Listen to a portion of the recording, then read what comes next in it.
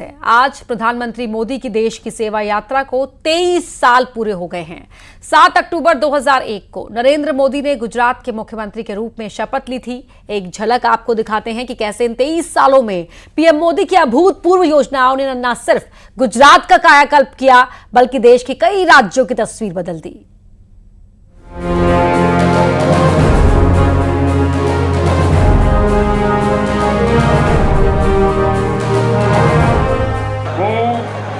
નરેન્દ્ર દામોદરદાસ મોદી ઈશ્વરના નામે સોગંદ લઉં છું ઈશ્વરના નામે સોગંદ લઉં છું मैं नरेंद्र दामोदरदास मोदी ईश्वर की शपथ लेता हूं कि देश की सेवा के 23 साल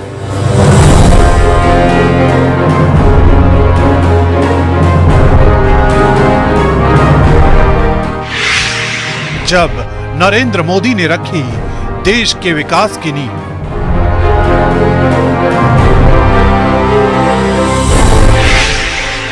अनवरत, अथक, अकल्पनीय।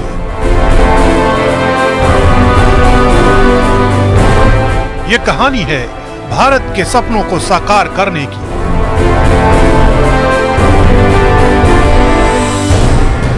ये कहानी है भारत के मान को सर्वोच्च पायदान पर रखने की।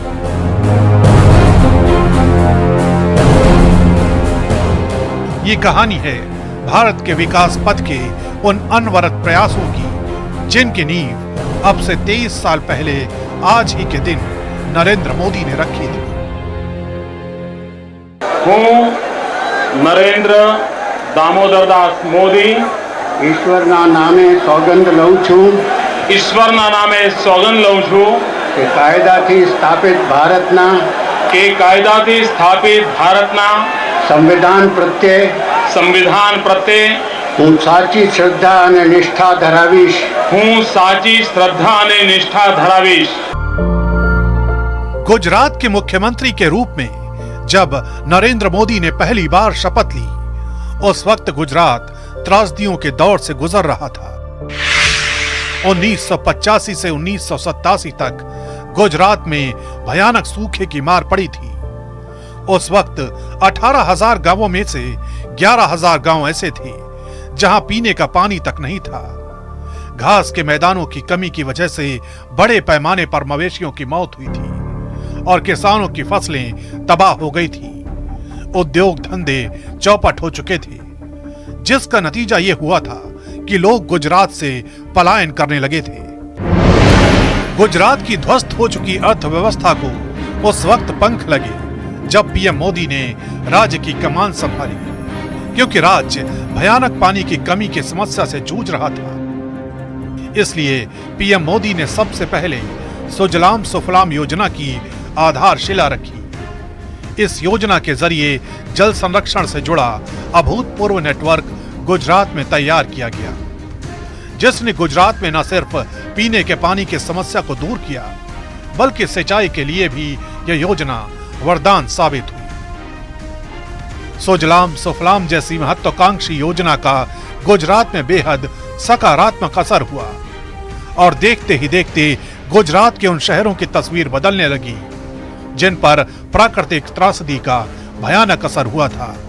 इसी तरह नरेंद्र मोदी ने जब प्रधानमंत्री के रूप में 2014 में शपथ ली, उस वक्त भी भारत चुनौतियों से गुजर रहा था। मैं नरेंद्र दामोदरदास मोदी ईश्वर की शपथ लेता हूं कि मैं विधि द्वारा स्थापित भारत के संविधान के प्रति सच्ची श्रद्धा और निष्ठा रखूंगा। यूपीए के शासनकाल में Bharat policy paralysis, high inflation और स्लो इकोनॉमी से गुजर रहा था। भ्रष्टाचार और 2G स्पेक्ट्रम घोटालों ने लोगों के भरोसे को बड़ी चोट पहुंचाई थी और भारत का आर्थिक ग्राफ बेहद धीमा था। बेहतर इंफ्रास्ट्रक्चर के अभाव की वजह से निवेशकों का भरोसा भी बेहद कम था। इतना ही नहीं, कारोबारी माहौल ब्यूरोक्रेसी में मौजूद लाल फीताशाही से तबाह हो रहा था। देश एक साथ कई समस्याओं से गुजर रहा था।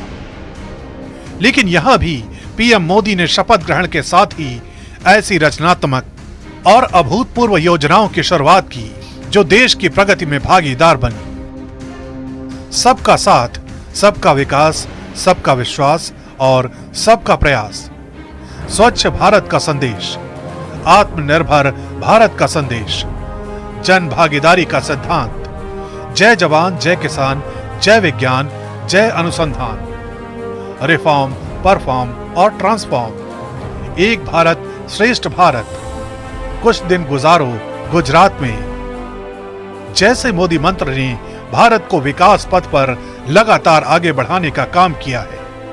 इस दौरान पीएम मोदी ने जन भागीदारी का बड़े ही शानदार तरीके से इस्तेमाल किया।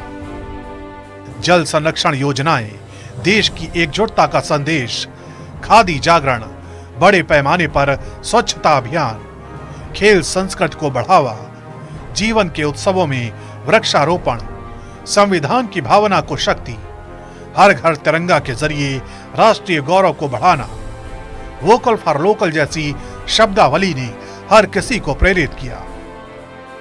इतना ही नहीं, पीएम मोदी ने सुजलाम सुफलाम योजना से लेकर जल जीवन मिशन तक जल संरक्षण में ऐसा काम किया जो दुनिया के कई देशों के लिए मिसाल बन गया।